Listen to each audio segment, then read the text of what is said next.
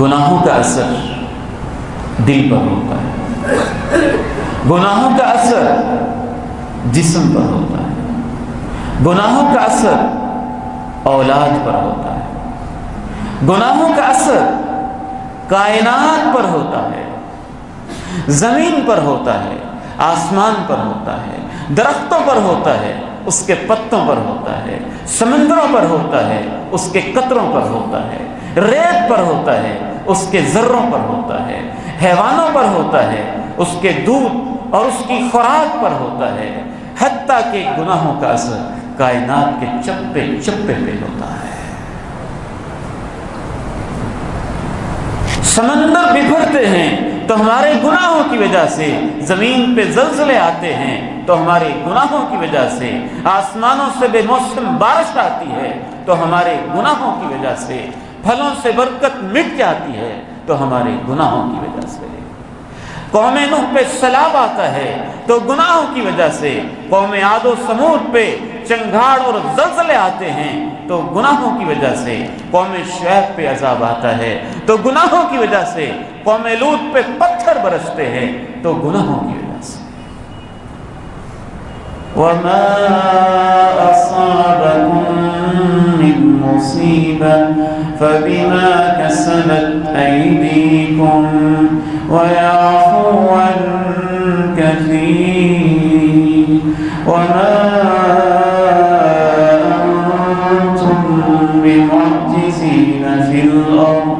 وَمَا لَكُم مِّن دُونِ اللَّهِ وَمَا لَكُم مِّن دُونِ اللَّهِ مِن وَلِيٍّ وَلَا نَصِيرٍ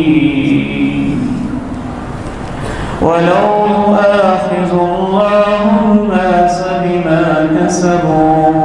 مَا تَرَكَ عَلَىٰ ظَهْرِهَا مِن دَابَّةٍ۔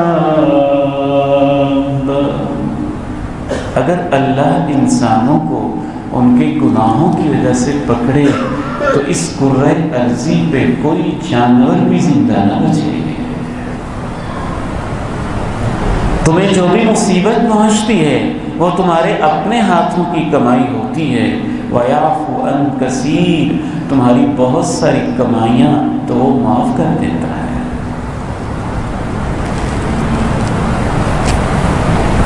ظَهَرَ الْفَسَادُ فِي الْبَرِّ وَالْبَحْرِ بِمَا كَسَبَتْ أَيْدِي النَّاسِ لِيُذِيقَهُم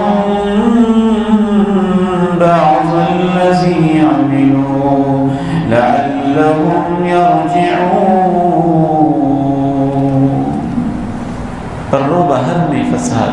خشکی اور تری میں فساد انسانوں کی حرکتوں کی وجہ سے ہے،